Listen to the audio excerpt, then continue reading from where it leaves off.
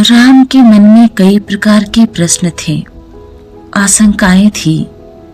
मारीच की माया उन्होंने देख ली थी।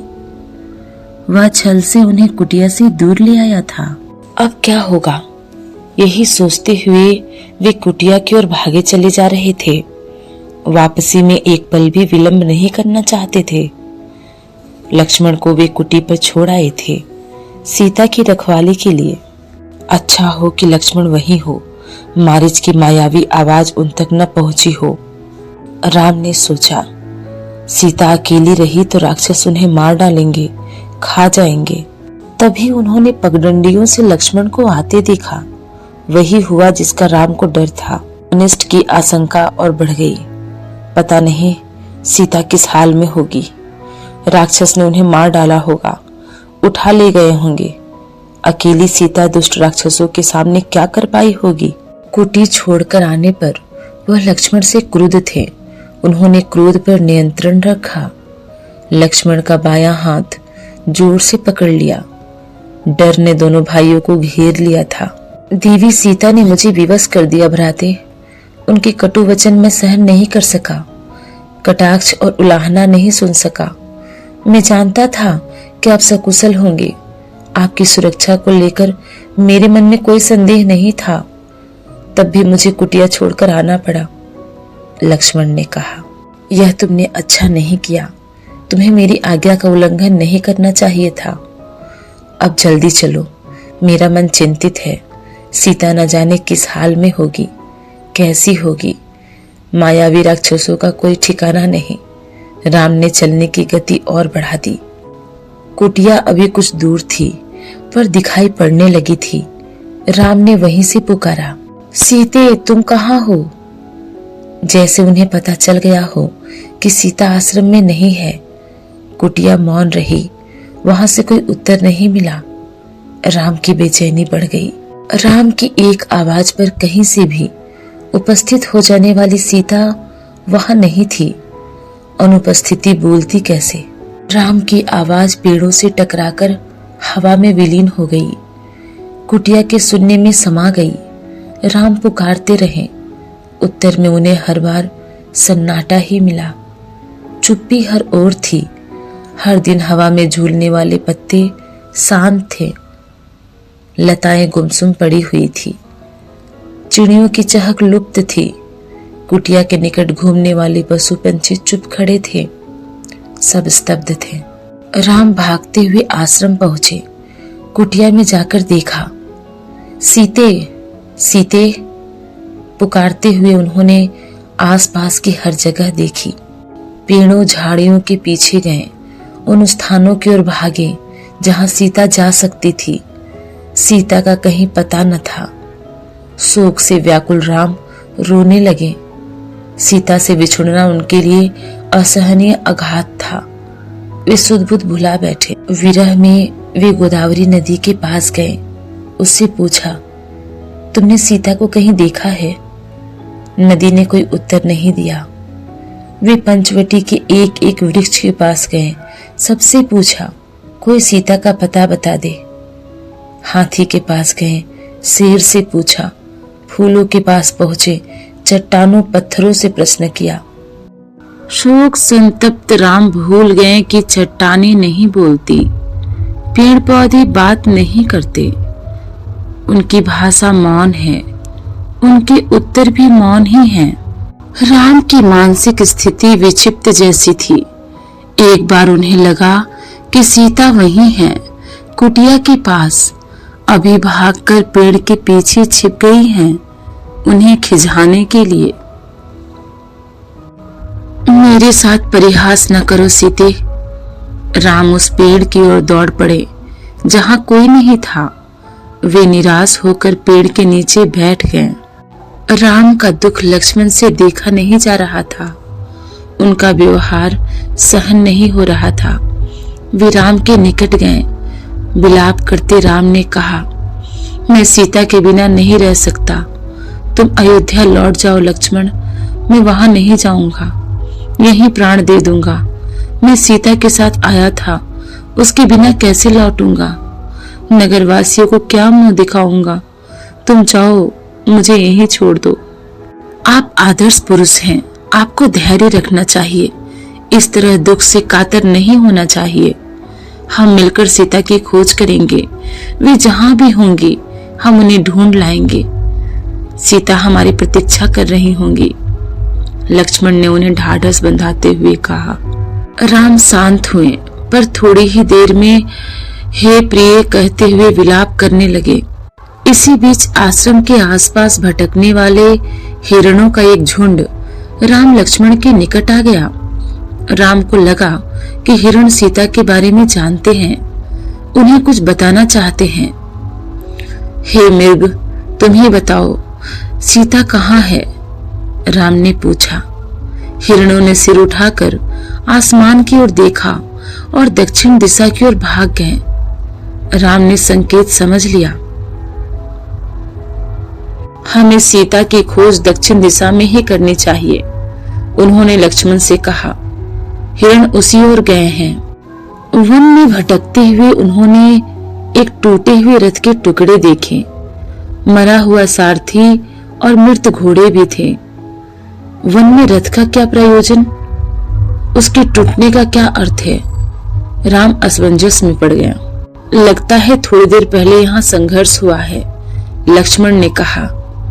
यह पुष्पमाला वही है जिसे सीता ने वेणी में गूंथ रखा था। निश्चित तौर पर सीता राक्षसों के चुंगल में फंस गई है। यह माला संघर्ष के दौरान वेणी से टूटकर गिरी होगी। पर यह रथ कैसे टूटा? राम सोचने लगे। सीता के संघर्ष से यह नहीं टूट सकता। अवश्य किसी ने राक्षसों को चुनौती दी होगी, उनसे युद्ध किया होगा। वहां से थोड़ी ही दूर राम ने पक्षी राज जटायु को देखा, पंख कटे हुए, लहूलुहान, अंतिम सांसें गिनते हुए।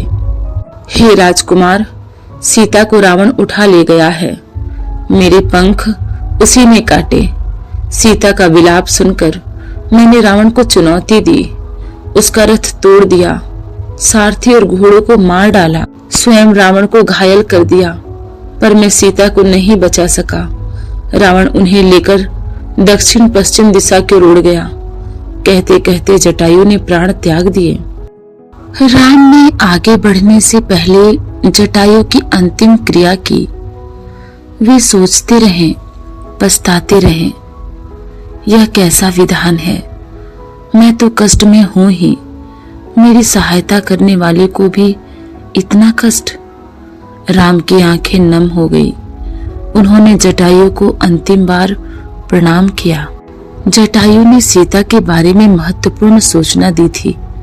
रावण का नाम बताया, दिशा बताई, जिधर सीता को लेकर गया वह भी बताया। राम जटायु की चिता के पास मौन खड़े थे। यह समय विलाप करने का नहीं है, हमें तुरंत दक्षिण पश्चिम दिशा की ओर जाना चाहिए। सीता उधर ही होंगी, लक्ष्मण ने तत्परता दिखाई। आगे का मार्ग और कठिन था। राम और लक्ष्मण को लगभग हर दिन राक्षसी आक्रमणों से जूझना पड़ा। अनेक कठिनाइयां आई, अवरोध मिले। दोनों राजकुमार प्रत्येक बाधा पार करते चले गए। उनके सामने लक्ष्य स्पष्ट था, दिशा तय थी, उन्हें कोई रोक नहीं सकता था। वन मार्ग जितना कठिन होता गया, उतनी दृढ़ता बढ़ती गई। वनवासी राजकुमार प्रतिदिन सुबह उठते और दक्षिण दिशा की ओर चल पड़ते। एक दिन यात्रा के प्रारंभ में ही एक विशालकाय राक्षस ने उन पर आक्रमण कर दिया। उसका नाम कबंध था। कबंध देखने में बहुत डरावना था। मोटे मांसपिंड जैसा, गर्दन नहीं थी, एक आंख थी, दांत बाहर निकले हुए, जीभ सांप की तरह लंबी और लपलपाती हुई। राम लक्ष्मण को देखते ही कबंध प्रसन्न हो गया। उसने दोनों हाथ फैलाए, एक एक हाथ से दोनों भाइयों को पकड़कर हवा में उठा दिया। उसे मनमांगा आहार मिल गया था। बैठे बिठाए वह अपने शिकार को भुजाओं में लपेटकर मुंह तक ले जाता। इससे पहले ही राम लक्ष्मण ने अपनी तलवारें निकाल ली। एक झटके में कबंध के हाथ काट दिए। उसके हाथ धरती पर गिर पड़े।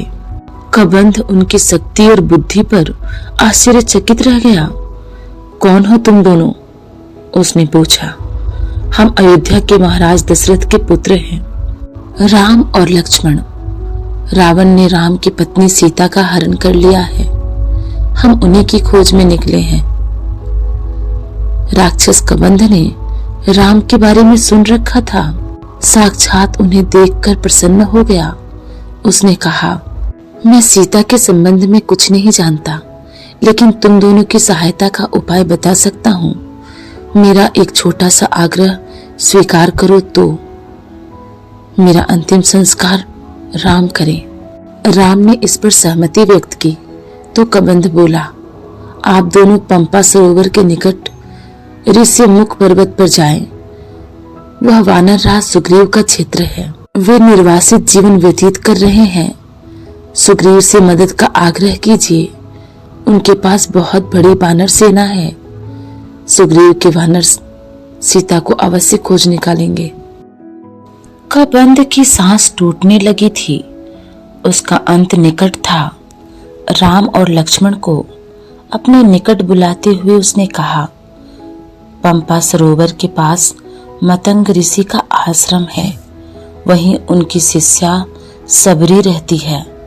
आगे जाने से पूर्व सबरी से अवश्य मिल लें। यही बोलते बोलते कबंध ने प्राण त्याग दिए। राम ने अपना वचन पूरा करते हुए उसका अंतिम संस्कार किया और पंपासर की ओर चल पड़े। कबंध की बातों से राम को बहुत ढाढ़स हुआ। सीता तक पहुंचने की आशा बलवती हुई। राम को सुग्रीव की क्षमता और उनकी वानर सेना की शक्ति का पता था। वे जल्दी सुग्रीव तक पहुंचना चाहते थे। ऋषिमुख पर्वत का रास्ता पंपा सरोवर होकर जाता था। पंपा सरोवर का प्राकृतिक सौंदर्य अद्भुत था। मतंग ऋषि का आश्रम उसी सरोवर के निकट था। लता कुंज से घिरा हुआ सरोवर का पानी मीठा था। सबरी की कुटिया आश्रम में ही थी। वह ऋषि की शिष्या थी। उसकी आयु बहुत हो गई थी। जर्जर काया, लेकिन आंखें ठीक थी। हर पल राम की प्रतीक्षा में खुली हुई। ऋषि ने उसे बताया था कि एक दिन राम आश्रम में अवश्य आएंगे और उससे मिलेंगे। राम को आश्रम में देखकर सबरी बहुत प्रसन्न हुई।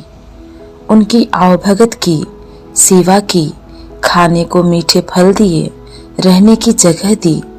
उसकी आंखें तृप्त हो गई। राम ने उससे सीता के संबंध में पूछा। आप सुग्रीव से मित्रता करिए। सीता की खोज में वह अवश्य सहायक होगा। उसके पास विलक्षण शक्ति वाले बंदर हैं। सबरी ने राम को आश्वस्त किया। अगले दिन राम ऋषिमुख पर्वत चले गए। उनकी व्याकुलता अब और घट गई थी। मन की शांति लौट आई थी।